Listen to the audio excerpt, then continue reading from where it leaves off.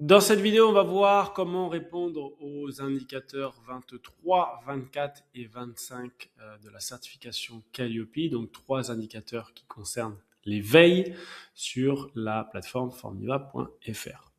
Donc si on retourne sur le référentiel Calliope, donc le 23, le prestataire réalise une veille légale et réglementaire sur le champ de la formation professionnelle et en exploite les enseignements.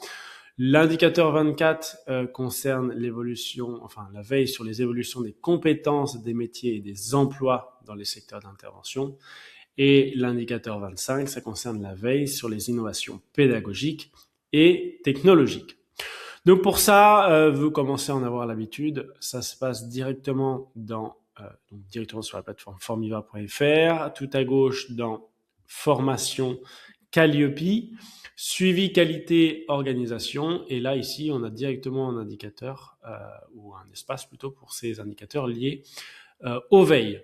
Vous avez 3 onglets, légal et réglementaire, compétences et métiers et pédagogique et technologique. Et là, tout simplement, c'est à vous d'aller inscrire les articles que vous souhaitez. Donc, on va faire un exemple, veille légale et réglementaire. Par exemple, ça peut être Calliope. Ici, on est en avril, on est le 11 avril. On est même le 10 avril. Non, on est le 11 avril. Hop, voilà. Nom de l'article, référentiel Calliope V10, par exemple, s'il sort le 10 avril, c'était hier. Lien, si vous avez un lien, ça peut être, par exemple, moi, je sais pas, http calliope10.fr. Vous pouvez mettre un commentaire si vous le souhaitez et l'exploitation. Donc téléchargement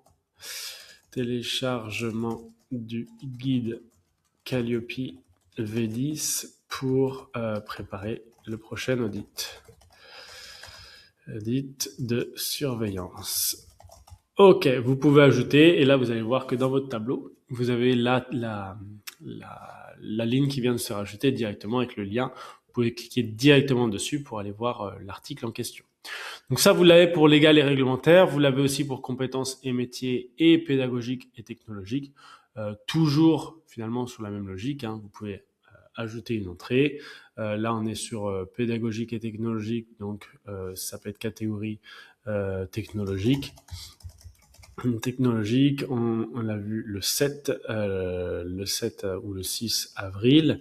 Nom de l'article, ça peut être Formiva, nouvelle plateforme. Le lien de la plateforme, formiva.fr. Commentaire, vous pouvez mettre création d'une nouvelle plateforme